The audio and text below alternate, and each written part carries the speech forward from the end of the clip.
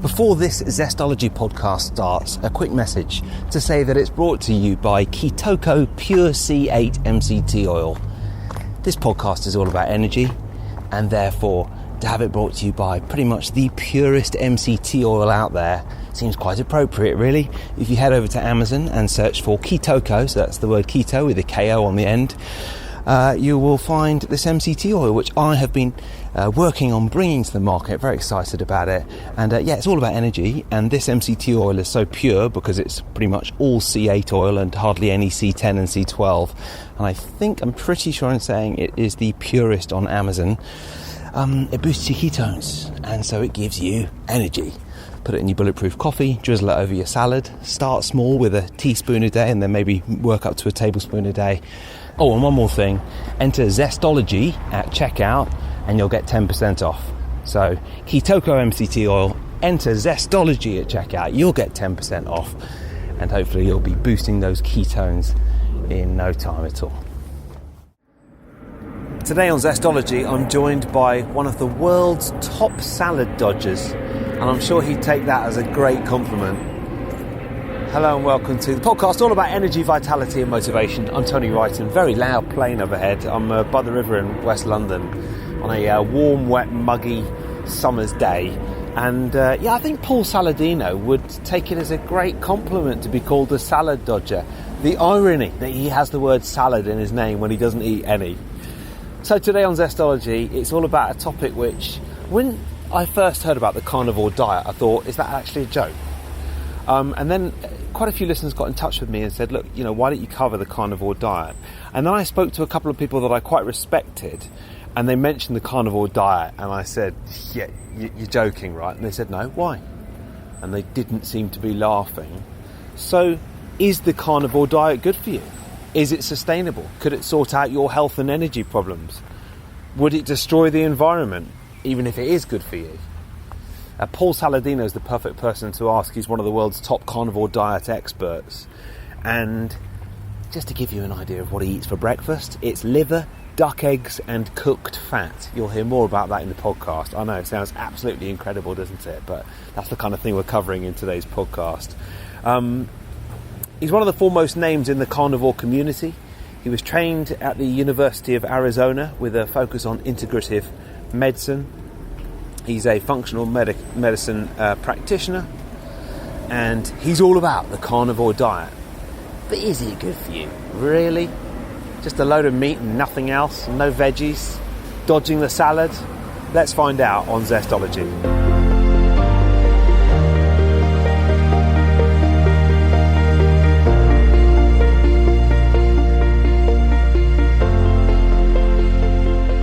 The backstory a little bit is that I'm a functional medicine doc here in the US, and I'm just finished my residency in psychiatry. So I'm formally trained as a psychiatrist. I'm a medical doctor. I'm an MD, and I'm a functional medicine practitioner, meaning that the root of illness is what I'm fascinated by and really obsessed with understanding in the best way.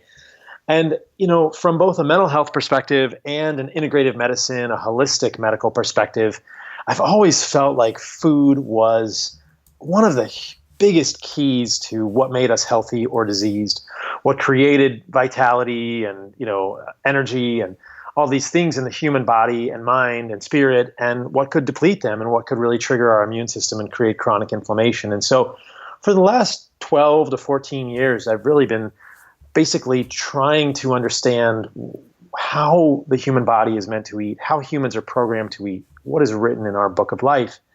And I've gone through a number of iterations in that process. I did raw vegan for a number of months and lost 25 pounds and did not do well. I did I did organic paleo for a number of years and felt like that was a step in the right direction, but still was not able to totally resolve all of my issues. Specifically, I had eczema, which kind of came and went. Eczema is kind of an itchy skin condition. Sometimes we call it atopic dermatitis. It's often clustered with asthma in sort of an atopic cluster.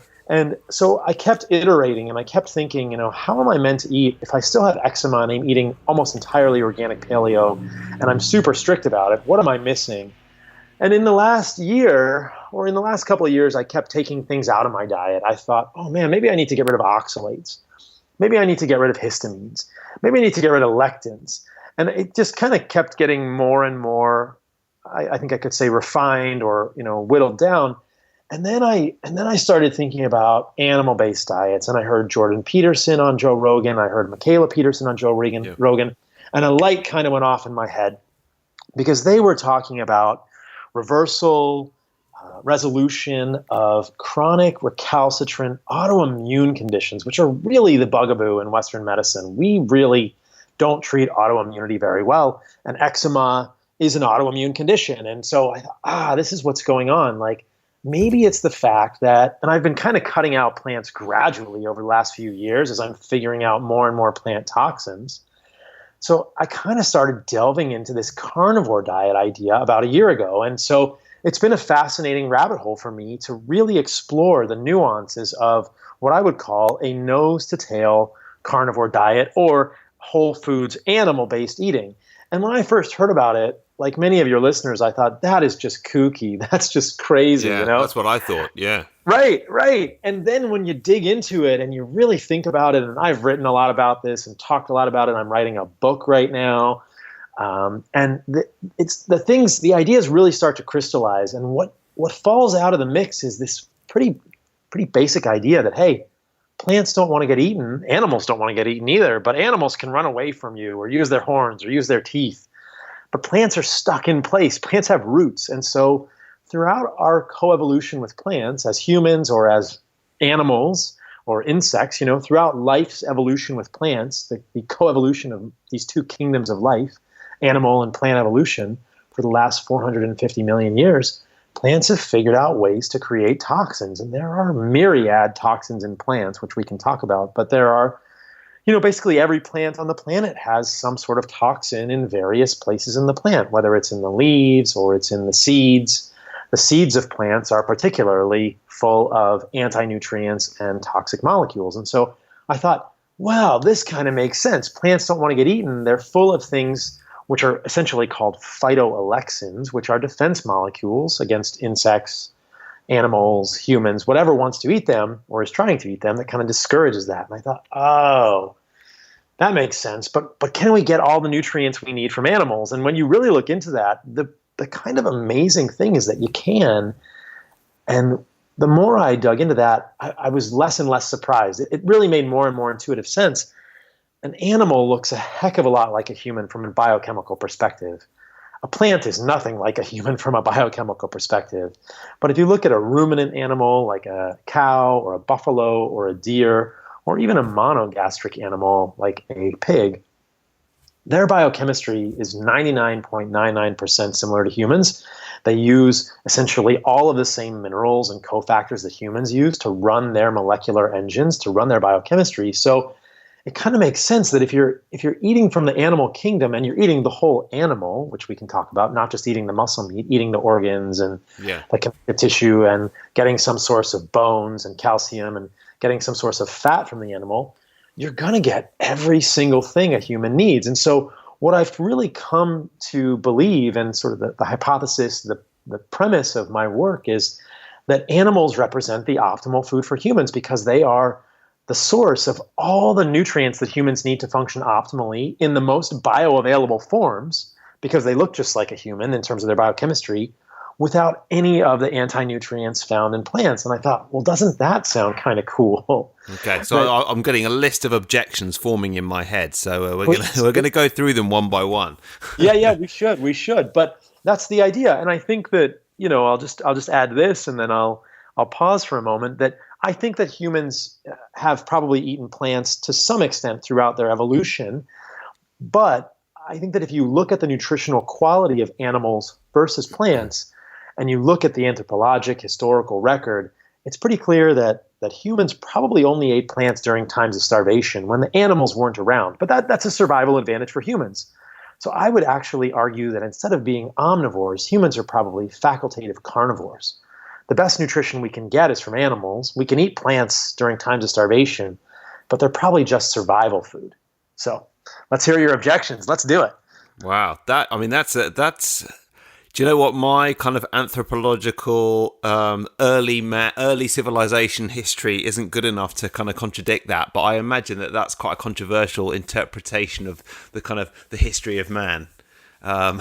In terms of what we ate in the early days, and especially bearing in mind, environmental choices for veganism and so on at the moment. But look, I certainly don't follow a vegan diet. Let's follow. Okay, so a couple of the objections then. And I listened to those podcasts with Joe Rogan as well, the Michaela Peterson and the Jordan Peterson, and I was fascinated by the carnivore diet. And one of the first things that occurred to me with her autoimmune issues and with what you've been talking about as well is that whether she'd been following a carnivore diet or some other exclusion diet, she'd basically excluded everything from her diet apart from one thing, meat. And therefore, a lot of the, because she'd excluded so much, she got to the root of the problem. Would this diet work as well if you, say, excluded everything except for one vegetable, celery, for example? That would be a catastrophic thing to do in the long term. Yeah. And I think that there's an interesting nuance here. It is not unheard of. In fact, it's fairly common for people on vegan diets to have improvement in health outcomes. Yes. And I think that is because of the principle that you're suggesting, that the exclusion of triggering foods, and I would argue that those foods are very rarely animal foods, but often grains and dairy. They could be dairy. Dairy can be a triggering thing, but sometimes people react to egg whites. It's very unusual for people to react to animal meats or animal organs. But the exclusion of triggering foods is a very powerful lever. The problem with just eating a celery diet or a potato diet, as has actually been done, or a Twinkie diet, is that after you get past the first sort of immunologic quiescence or the calming of the immune system, when you remove the offending food or foods, you're going to have pretty rapid onset of nutritional deficiency and catastrophic failure of human metabolism. And unfortunately, and this may sound biased, but it's really the facts, unfortunately, this is what happens in vegans quite often. And we're seeing this repeatedly now, that people on exclusively plant-based diets are having real problems with their nutritional health.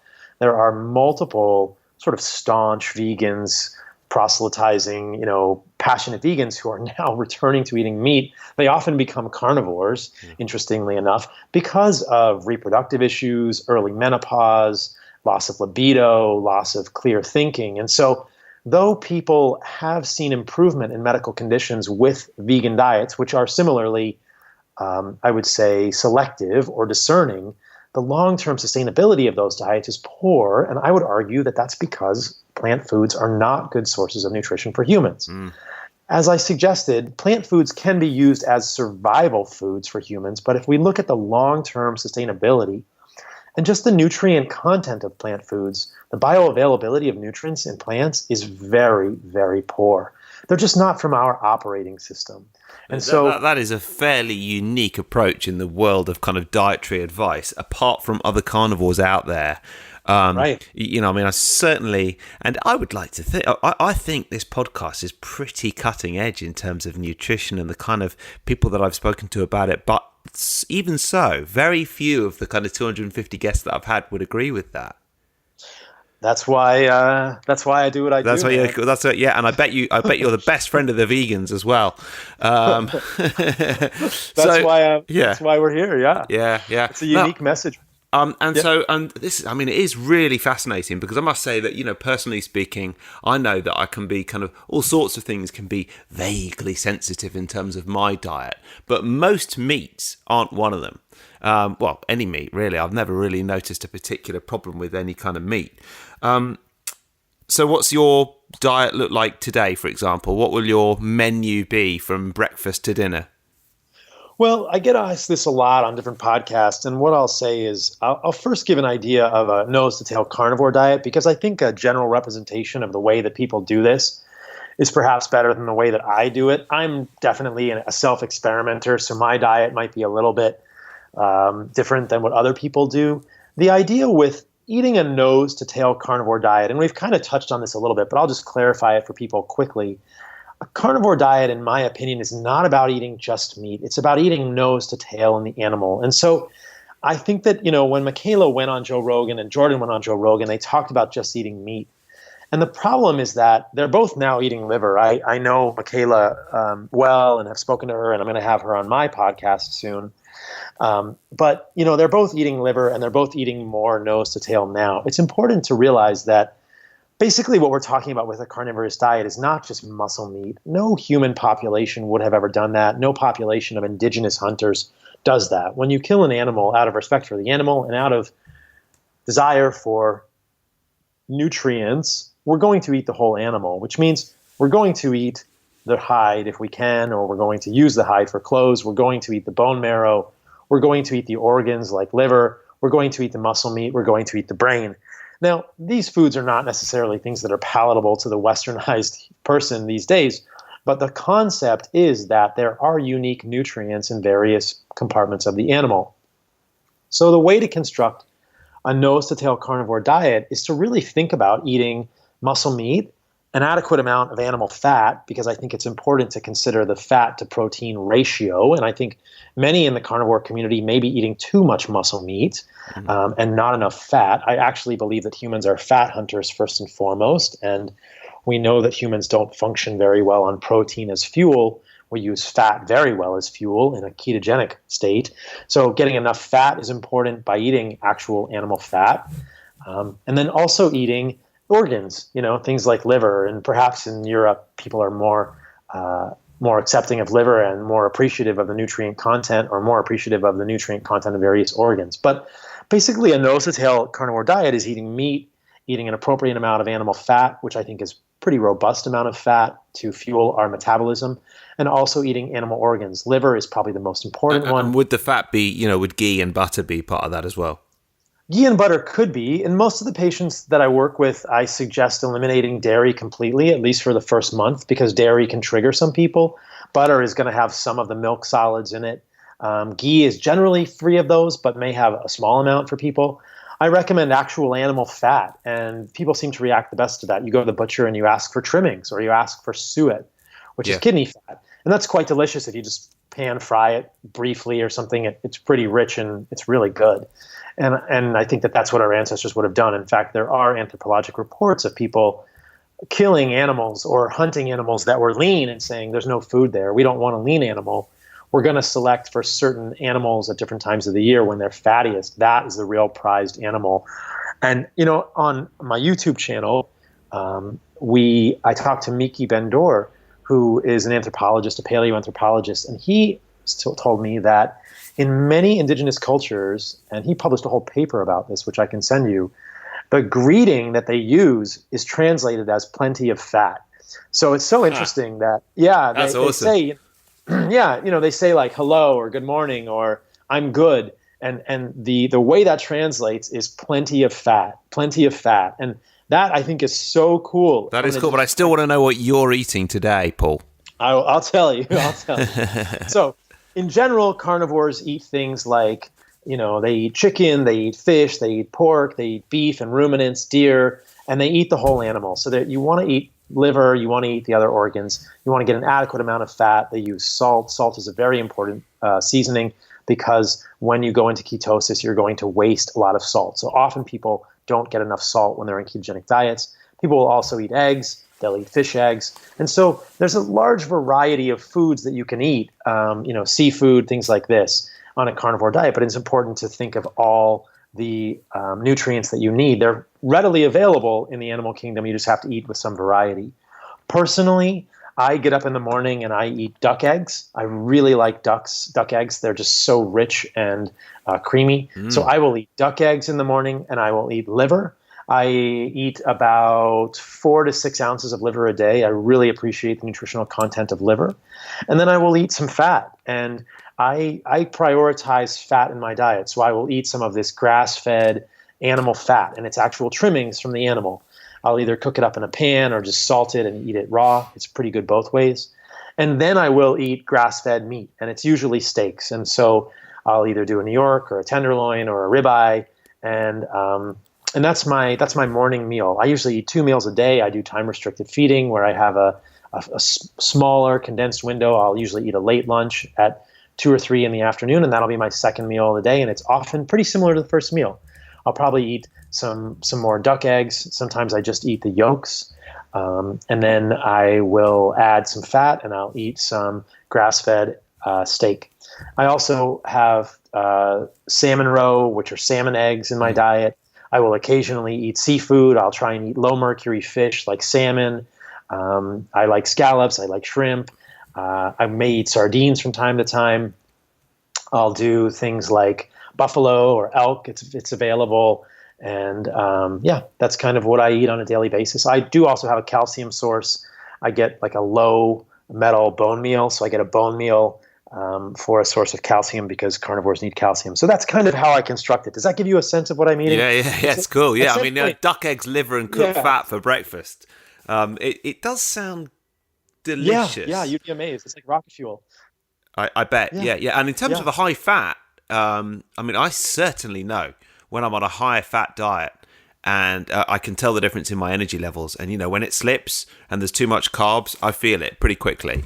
Do you also notice it in your mental clarity? Because many people notice that. I did my blood glucose and my ketones last night, maybe a few hours after eating dinner, and my blood glucose was 65 and my ketones were 2.3. So I was running on ketones, and I don't know if you notice. Do you notice a difference in your mental sort of fortitude or your mental clarity when you're running on fat? Yeah, I do. But actually, it's interesting because, you mentioned the histamine stuff. And something that I've been focusing on a lot recently is I changed a couple of months ago and I started eating low histamine foods. Right. And what a difference. Almost more than carbs or fat or anything else, just focusing on low histamine foods. Now, there's a reason behind why high histamine foods are obviously reacting to me, and that I'm not quite sure about. But I've found that the histamine content of food is almost more important than whether there's carbs or fat, which is probably quite interesting. But I can't analyze it more than that. And when people are doing low histamine diets in a carnivore perspective, I generally recommend just fresh foods. You might want to avoid bone broth. Things like this can have more histamine, but fresh meats and fresh organ foods will not have a lot of histamine. Some people have diamine oxidase polymorphisms. Interestingly, for people that are histamine sensitive, kidney this was what I was going to say to you. Kidney has the enzyme diamine oxidase. It does. So people can either use kidney supplements from desiccated organs, or you can eat kidney. And kidney is a pretty rich organ as well. So that's funny because it's sitting right in front of me. I've got this Ancestral Supplements grass-fed kidney, which is, that's a great supplement. It's very, very hard to find a grass-fed kidney supplement over here in the UK. So I have to get it sent over from America. But that kind of, and you can take that half an hour before a meal, and it will actually help you deal with the histamine content of food, which is what I've been doing anyway. Yeah, that's a great way to do it. And the kidneys are a unique organ. And then, I'm glad you approve of that, because I would have been gutted if you didn't, because I've been using them quite a lot actually. No, they sponsor my podcast. I really love them. They're cool. Great guys. Yeah, I know them real well. Very, very interesting company. I really think it's great, and I think it'd be fabulous if they could do something like that over in this country, because you can't really, you can't import meat and sell it over here like that. So that's why it's hard to get this stuff over here. You have to smuggle it in your suitcase from America when you come over. Kidneys in your suitcase. They'll think it's something else. I know. Yeah, that's very true. What about supplements? How do they kind of fit into what you take and your diet, and what's allowed and what isn't? Or do you take supplements? The only supplements that I think are needed are generally electrolytes. And this has to do with ketosis and salt wasting, the natriuresis of fasting. I mentioned the importance of salt earlier. I think that if people are on ketogenic diets, which many of your audience may be, or nose-to-tail carnivore diets, it's very important to consider the fact that we're going to waste salt. So I don't think many people would consider salt a supplement, but there's this company here in the States called Redmond Real Salt, which is an inland salt deposit that doesn't have microplastics and is less contaminated than sea salts. And I use that liberally. And what we know looking at sodium excretion in the urine and looking at levels of salt that we can use as humans, most humans on ketogenic or carnivore diets probably need at least 10 grams of sodium chloride per day, which ends up being about 5 grams of sodium per day or more. And so if people go keto or carnivore and they end up with lethargy or they end up with hormonal changes or their cortisol spikes, it's usually because they're not getting enough salt. So I think about electrolytes a lot in my clients. The other electrolytes I think of are potassium and magnesium. And they're all connected. If you don't get enough sodium, your body will waste potassium because of the potassium-sodium sort of countercurrent exchanger in the kidney. Your body will waste potassium in order to hold on to sodium. And so if we don't get enough sodium, we can become potassium deficient on a ketogenic or carnivore diet. Carnivore is a ketogenic way of eating. And then magnesium is an interesting one. People do find benefit to magnesium supplementation. My suspicion is that historically we would have had more magnesium from our drinking water. And if you look at magnesium in foods, even in plant foods, I would argue strongly that magnesium is basically impossible to get enough of. And we don't really know what enough magnesium is. And the RDA for magnesium is kind of a fuzzy target. But people might say, oh, almonds are a good source of magnesium or kale is a good source of magnesium. Well, guess what? You're not going to absorb any of that magnesium, and you can easily become magnesium deficient because of phytic acid. So the way that this gets back to the idea that plants and animals are from different operating systems. Plants don't use magnesium in the same way that animals do. So magnesium is going to be much more bioavailable, and magnesium is present in animal meat. Magnesium is going to be much more bioavailable when it's eaten from an animal because the animals are using that magnesium in the same way that humans do. Plants don't use magnesium in the same way as humans. They chelate it with a molecule called phytic acid. Well, the problem is that when somebody's trying to sell you almonds because they're high in magnesium or they're trying to extol the virtues of kale, they're not going to tell you the fact that, that magnesium is not really bioavailable to humans because it's in this phytic acid sort of chelated molecule, or it's in the chlorophyll molecule, which is another large molecule that kind of chelates magnesium in a plant. And so this is the problem with plant nutrients, is that people who are advocating for plants are not really telling you the whole story, which is that plant nutrients are not in the same form that humans use them, whether we're talking about niacin, whether we're talking about vitamin A, which is beta-carotene in plants, and retinol in humans, whether we're talking about folate, whether we're talking about omega-3s, alpha-linolenic acid versus EPA and DHA. Plant nutrients just don't get used that well by humans because it's from a different operating system. It's like Mac versus PC.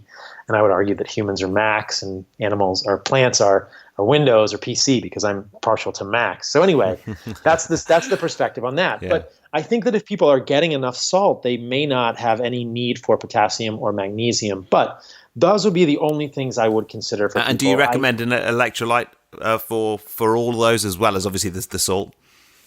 Yeah, I think it's pretty safe to do an electrolyte. People have to be a little bit aware of potassium supplementation based on other comorbid things. If people have kidney disease, or people are taking angiotensin receptor blockers or ACE inhibitors or potassium-sparing diuretics, you have to be very careful about your potassium intake. But generally potassium is pretty safe. Potassium in the States, perhaps in the UK, is sold in small doses. Is there one you'd recommend, or one that you like, a brand or? In terms of magnesium, what I use now is Mega Mag, which is a liquid magnesium from a company called Trace Minerals. Yeah. And I just use 400 milligrams in the morning. So I can just, I'll give your listeners this piece of information. So in the morning when I get up, the first thing I do is sort of move around and get the blood flowing. And then I get a big glass, maybe half a liter or more of water with Redmond real salt, probably at least 2 or 3 grams of salt in the water. I'll put 400 milligrams of liquid magnesium, and then I'll dissolve about a gram of potassium chloride. Now, the caveat there is people should know what their potassium levels are in the blood before they go taking a gram of potassium chloride. Yeah. It's a little bit, you just have to know. And the potassium chloride that I use is from bulk supplements. It's just a powder, so you can dose it a little bit higher than you can a pill. I don't really like pills for many reasons. A lot of them have methyl cellulose, which is a sort of a thickening agent that has been shown to affect gut mucosal barrier. A lot of them have titanium dioxide and silicon dioxide, which are nanoparticles, which can also cause perhaps leaky gut in humans. So I avoid pills as much as I can. I don't take any pill supplements right now. And what's amazing is if you look at eating nose to tail on a carnivore diet, there's no reason to take a supplement. You're getting everything you need, whether it's vitamin K2 or, sometimes people worry about other vitamins and minerals, but it's all there. The one that a lot of people think about is vitamin C. I'm happy to talk about that if you like. But yeah, I don't do any other supplements. I think of egg yolks and liver as my multivitamins. So, I mean, that's, you mentioned vitamin C there. I think a lot of people are thinking, okay, we've been told for so long that the nutrients and the kind of nutrient powerhouses in our diet come from veggies and plants and green veggies and smoothies, and you're not getting any of that. Is this a diet that you intend on following? And presumably you feel great on it. I can tell that. Do you intend on following, you got lots of energy, and this podcast is all about energy, but do you intend on following this for the rest of your life? I have to say, yeah. I mean, I'm open to change. I hope someone will change my mind and that I'm wrong. I want to learn. Well, that's good. I like people who are open to changing their mind and adapting their thought processes. Yeah. That's great. And so it's difficult to say. People often ask me that, and all I'll say is I intend to do this for the rest of my life because I'm writing a book, and I'm, most of the way through it now. And as far as I can tell, based on my research, which is, I'm doing a lot here, there's nothing really valuable about plants. And again, that's a huge statement. That's difficult to That's a biggie. Right. That's difficult to unpack completely, but in this podcast. But yeah, I don't think I'm missing anything. I've done extensive blood work. There are no nutrient deficiencies that I have, and I'm functioning really well. My testosterone is high. I have good energy. I'm sleeping well. The nutrients in my body are fine. And the statement you made, let's just unpack that a moment for people. We have been told for so long that the powerhouses are green vegetables. And I think that's such a misconception. That's really not the case. And if you really dig into it from a nutritional biochemical perspective, that's not true at all. In fact, the main thing you're getting from green vegetables are plant toxins. If you look at leafy greens like spinach, it's just full of oxalates, which are a real big problem. These are 2-carbon organic acids that can accumulate in joints. They cause kidney stones. They've been linked to vulvovaginal pain in women. They're potentially connected with autism. There are a number of people that are concerned about that. And they bioaccumulate. We make a small amount of oxalates in human biochemistry as a waste product, and we excrete them.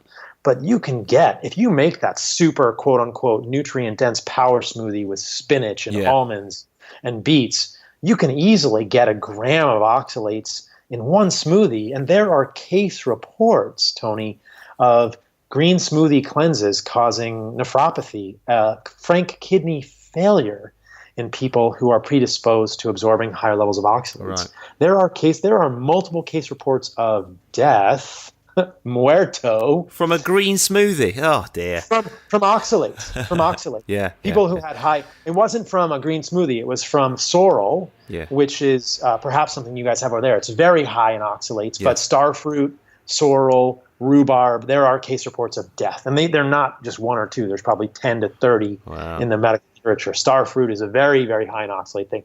So basically the green smoothie is an oxalate bomb. It's a lectin bomb. It's it's an anti-nutrient bomb. And then if people really dig into it, what I would challenge them to say is, what nutrients do you feel like you're getting in a green smoothie? What nutrients do you feel like you're getting in greens that are so indispensable? Look in animals. Look in animal liver.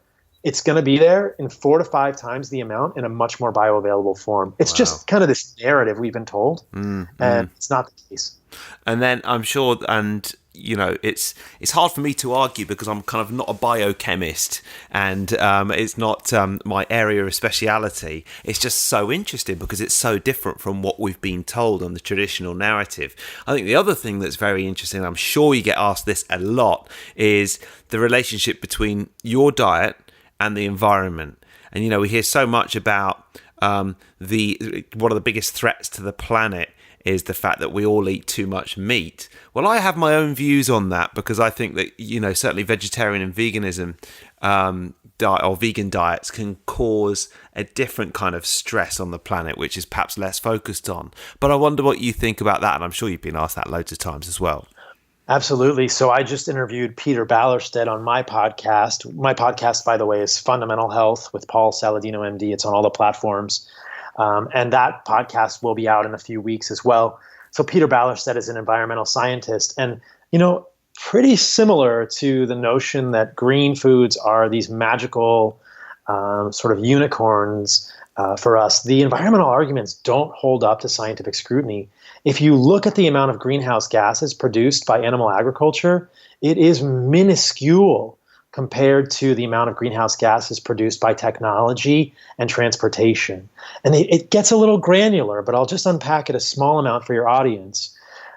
The greenhouse gases produced by ruminant agriculture are methane, and it's not cow farts, it's probably burping from cows, but those don't increase the amount of carbon dioxide in the atmosphere because that is a cycling of carbon. The methane is also produced from termites, but nobody talks about that. That methane goes into the atmosphere and then is broken down into carbon dioxide over the course of about a decade. And then that carbon dioxide is used by plants, it's reduced by plants into carbohydrates, which the animals eat, and then it goes back into the atmosphere. That is a fixed amount of carbon dioxide in the atmosphere that is cycling. That has been going on for all of human history, all of evolutionary history on the planet, millions of years before humans. There were, millions of animals creating methane and creating, these sort of greenhouse gases. This is never talked about, the fact that when we burn fossil fuel, we are adding to the amount of carbon in the environment. That is created carbon. That is new carbon dioxide. The carbon dioxide from ruminant agriculture, which globally represents about 10 to 12% of the total greenhouse gas emissions, and the United States, greenhouse gas emissions from animals represent about 3 to 4% of the total greenhouse gas emissions, right, with plant agriculture representing 5%. So plant agriculture represents more greenhouse gas emissions than animals in the United States and in the world. But when we burn fossil fuel, then we are creating new carbon dioxide. And that carbon dioxide is adding to the amount of carbon dioxide in the atmosphere. So we have to remember the scale and the fact that we're not creating new carbon dioxide with ruminants. In fact, I'll just add this. Ruminant agriculture is good for the soil. Yeah. You hinted at this. I agree. Monocrop agriculture, plant agriculture is probably necessary, at least, at some level. And that depletes the soil of nutrients. It raises these, sort of horizons of nutrients within the soil, meaning it depletes nutrient-rich soil, depletes phosphorus in the soil. The topsoil is eroded. It's more susceptible to runoff with water. But what animals do is they return the phosphorus to the environment through their magical poop. And that is fertilizer. That's what we need to have good soil. We need animals grazing on the land. Alan Savory, there's a farm in the U.S. called White Oak Pastures in Georgia that have shown that when they do ruminant agriculture from a considerate perspective, from an intentional perspective, they can actually create net negative carbon emissions because the soil becomes enriched from an organic perspective and the soil can become a sink for carbon dioxide. So they are net negative in carbon emissions. Yeah. There's no other way we can do that. I just wonder if there's this kind of, very unlikely scenario where all the vegans in the world decide that you're right and all the kind of factory farming also decides that you're right. Is there a way that 6 billion people could be fed by kind of grass-fed ruminant agriculture? That is an interesting question. That's kind of painting me into a philosophical corner a little bit. Yeah. Like, wait a minute. I wasn't responsible for 6 billion people on the planet. The first thing I will say, yeah, right. That's quite. I'm very fertile. Yeah. The first thing I'll say about that is that it's an implausibility, right? And I don't mean to invalidate your question because I think that the question that I think we should be asking is how do we scale this? If we truly believe that eating animals creates health for people and represents good nutrition for humans on the planet, how do we create more access to animal foods? If you look at the amount of people on the earth right now that are vegetarians, I think it's like 3 to 4%. I could be wrong, but it's not more than 10%. Right. So we imagine that like we're never going to get more than like 3 to 5% of the people on the planet eating a nose to tail carnivore diet. It's just never going to happen, you know? So like let's just accept it like that's an implausibility. The other issue is that, you know, if humans are going to create any solution to any problem on the planet, they need to be smart, they need to be well nourished. And I would argue strongly that for the sustainability of future generations, the health of our current population is paramount. And the way that we create health for people is by giving them good nutrition. It will come as no surprise to your listeners that I believe good nutrition is animal-based nutrition. People don't have to be entirely carnivorous, but I think that the more animal products we eat, the more bioavailable nutrition we're going to get. One of the things I've spoken about on my podcast and other podcasts is that for people who are particularly sick, I think the carnivore diet can be very, very healing. And that's what we see. There are now thousands of anecdotes, thousands of case studies of people with recalcitrant mental health issues, depression, anxiety, bipolar, schizophrenia, and autoimmune disease, inflammatory bowel disease, Crohn's, ulcerative colitis, eczema, lupus, fibromyalgia. I've mentioned many of these on my social media, psoriasis. So I think that perhaps a nose-to-tail carnivore diet will be most appealing to people who are very sick. The other application of it, I think, is for people who are wanting to be optimal or people who are just wanting to experiment with how good can I feel. I accept the fact that it's going to be such a break from what we're used to that people may not want to jump in. But I mean, there are lots of people who are not sick who are doing it and they end up feeling way better. They have acne resolved, little things that are kind of, kind of bothering them resolve, and they didn't even expect that. So, I think that the applications of the diet are varied. I don't think we'll ever have 6 billion people doing it. And I think that the real question is, how do we scale it? How do we scale animal agriculture for the most number of people? And that kind of ties back into your previous question, which is, what about the environmental aspects? I think that there is a strong argument that if we put more ruminants on the planet, we will see a decrease in greenhouse gases. So I would argue that one of the best things we can do for future generations, for our children, is to put more ruminants on the planet that are grazing properly. And that is what we should be focused on. And then getting people better nutrition will allow for, I would argue, smarter humans, people to solve these problems. Yeah, ruminants who are grazing properly, it's very different from the kind of the massive, especially in your country, these huge, big business owned kind of farms that span large swathes of the country that are kind of farmed to within an inch of their lives. And that's very different from having kind of cattle grazing and the kind of the natural cycles of the land. Well, I think that you have to be a little careful with that characterization. If you look at the way that cattle are raised in the U.S. versus the way they're raised in the rest of the world, there's much less greenhouse gas emission from cattle in the U.S. because of the way that we raise them. We're much better at raising them. There are many more cattle with GI infections and parasites in like India and Asia, and those cattle create more greenhouse gases because they're improperly managed.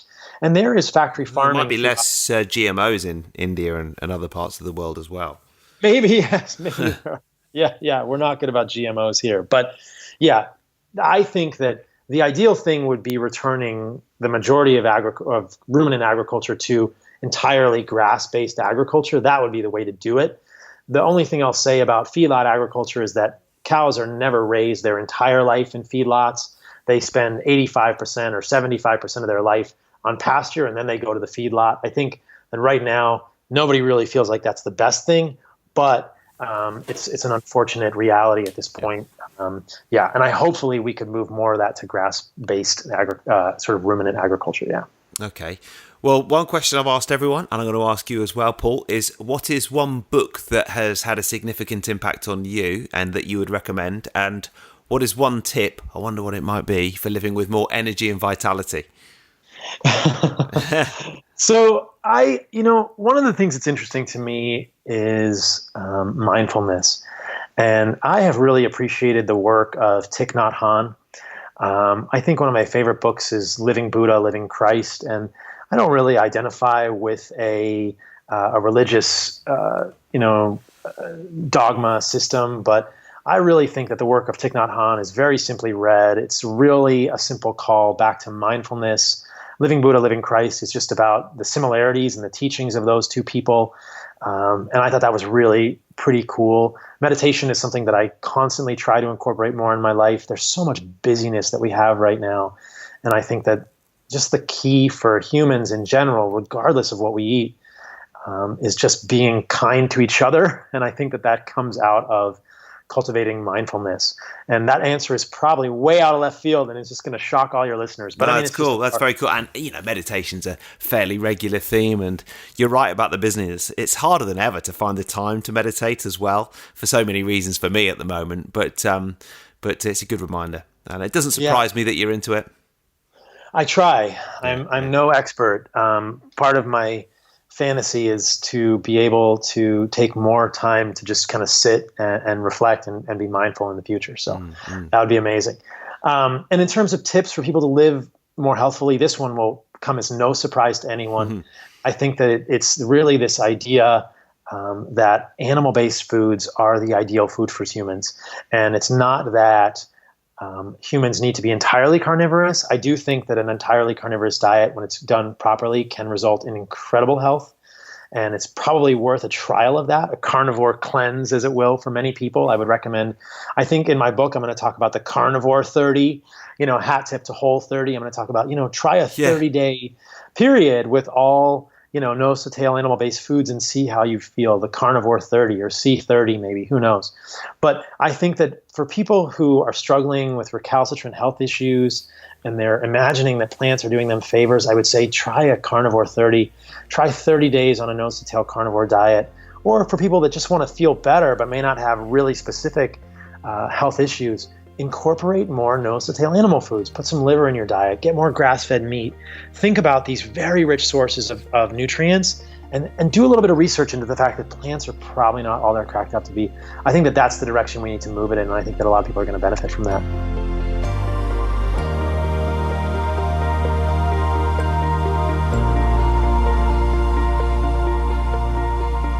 That is it. Thank you to Paul, and thank you for listening as well. I don't think I'm going to be following the carnivore diet, to be honest, but I certainly am interested in kind of lowering inflammation and everything else. It's just I quite like salad and a bit of greens on the side as well. As always, if you'd like the 3 Zesty Things newsletter and hacks and that kind of thing as well, then you can head to TonyWrighton.com. All the old podcasts are on there as well. And I'll be back next week with another podcast. Actually, I'll tell you what, before you go, I can tell you who's on next week, because forthcoming podcast alert, very exciting. Next week, one of the guests that I'm most excited about that I've ever had on Zestology. I've been listening to and reading about Matt Walker for quite a few years now, and I read his book last September. His book is called Why We Sleep, and he runs a sleep laboratory in America. He's from Liverpool, but he lives in America now. Hugely experienced in the field of sleep. He's devoted the last 20 years of his life to studying sleep, its effect, and how we can improve our sleep as well. And Matt was in London recently, so I went to meet him, and we recorded a podcast about sleep, but also I was able to ask him about his own sleep patterns and what he does when he's on the road as well. And we actually recorded the podcast at his Airbnb, where he was staying opposite Tiger, which the night before had been open until 4 a.m, meaning that the sleep expert hadn't had very much sleep. So that's next week. That's a real good one. If you haven't heard Matt Walker before, please do tune into Zestology next week, because I think you'll like him. As for this week, thanks for listening. See you next week for Matt Walker, and have a zesty week in the meantime.